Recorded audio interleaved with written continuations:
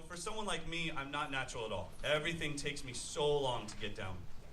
If I see, somebody do, Rosanna by Toto, good. That was like, I'm still working on it. So it doesn't just like, I don't go, oh, that's cool. I heard Jeff Porcaro was nice on the hi-hat. Let me try that. Oh, I rock that next. It doesn't work like that at all. I work so hard at everything.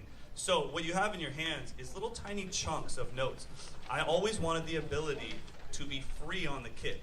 And as a kid, I was like a hands type of kid, meaning that I could do anything not anything, but I could do some good stuff with my hands. But if I wanted bass drum, it wasn't going to happen. Jimmy Linnea, good to see you, buddy. Hey.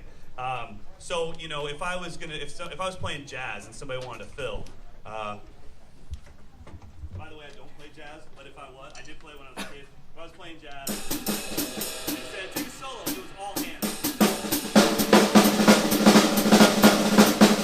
And then the band director would say, give me some bass drum. You got it, chief.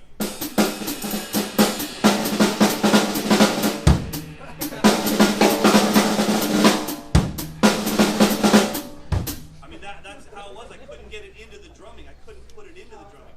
Same with, I don't know, any kind of funk or any kind of groove at all.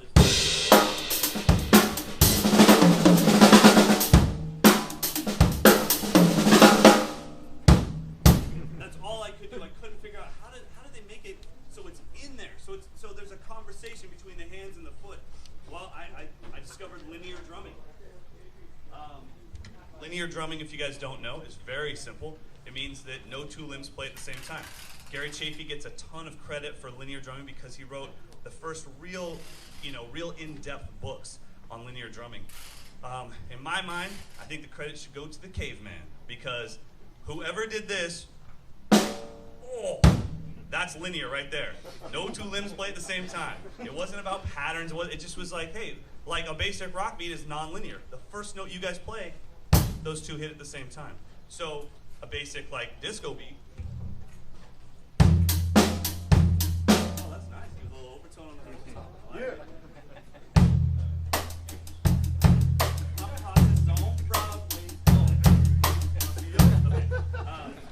hey, you guys don't know about the 808 kick drum. Makes the girlies get some.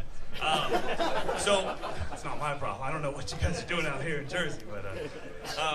So, for me, when I discovered this thing of linear drumming and just playing these patterns, a simple linear pattern would be right kick, right kick. How many of you guys can do that at blistering speed? You'd probably, a lot of you, if you're young drummers, and by young, I'm not talking about your age, I'm talking about how long you've played drums, you would probably do something like this. And they just glue themselves together. That's just because you don't have it worked out yet. And then you go, oh, maybe it's probably because I'm not going fast enough. That's the problem. All right. So audio just line one. Audio line one, but a simple, just that. You could work on this for hours, moving around.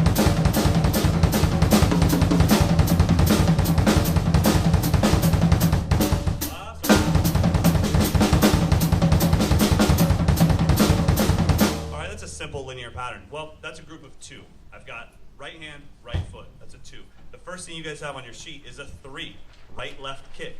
So this is, a lot of times it's called the Bonham triplet, the John Bonham triplet. Well, the way we're doing it, we've got it kind of a little different because we've got some dynamics involved in it. First note is very loud. Second note is quiet or ghost noted. Then the bass drum is going to be loud. So you would work that out around the drum set. Different subdivisions, First you would learn it by itself. And trust me, if you've only done that like this, it's going to be tough for you to bring that left hand down. You're going to have to work it out. Move it around.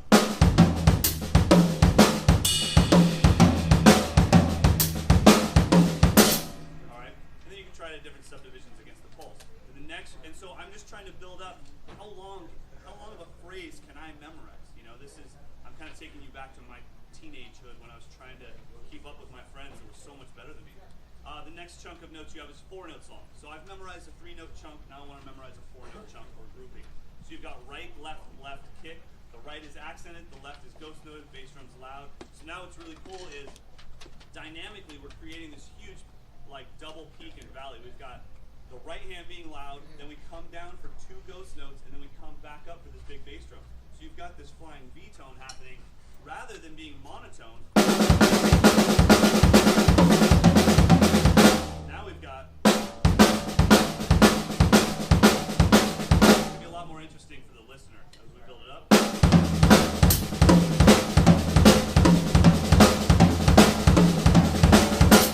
Build it up a little more. You're not going to win the Sam Ash Drum-a-Dizzle Award with that one by itself, but we're starting to go somewhere. You're starting to see, like, okay, so I had a 3.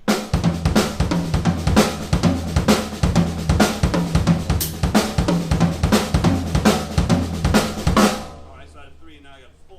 Well, let's build it up to a 6. So our 6-note grouping, or linear chunk of notes, is going to be 3 loud notes, all singles. Right, left, right. Then we come down for 2 left hands, little ghost notes, and then we come up for another bass drum.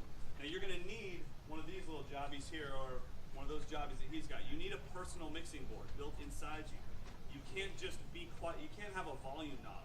I'm a loud drummer. I'm a quiet drummer. You need to say, okay, these 3 notes, I'm going to give them an 8 on my mixing board.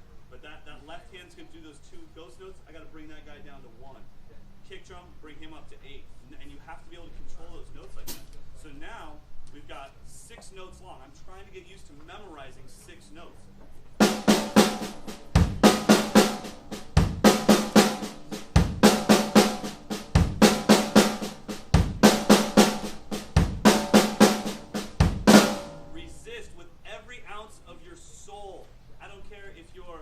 Christian or wicked, resist the power of the drum gods telling you to speed up. Don't speed up. Just wait. Wait for that muscle memory to kick in.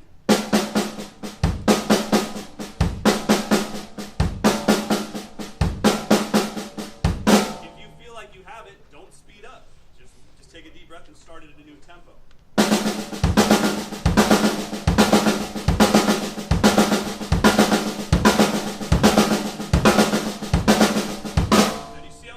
Dynamics are without those 2 ghost notes, this thing would just go ra da da da da. But I'm getting ba da ga da ga da da. That's going to be interesting for the listener. I speed it up a little bit more.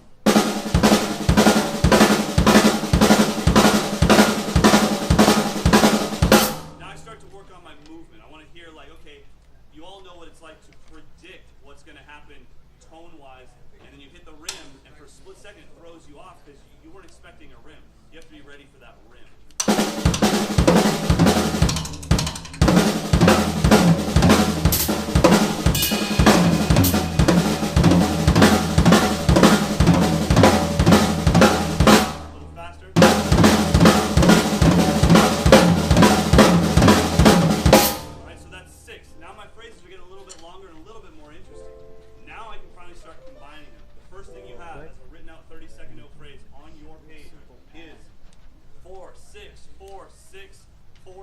Plus 2. I'm trying to get us to 32 notes, 1 measure of 30-second notes. You don't have to do this as a fill. I'm just trying to give you something on the paper that you can work on.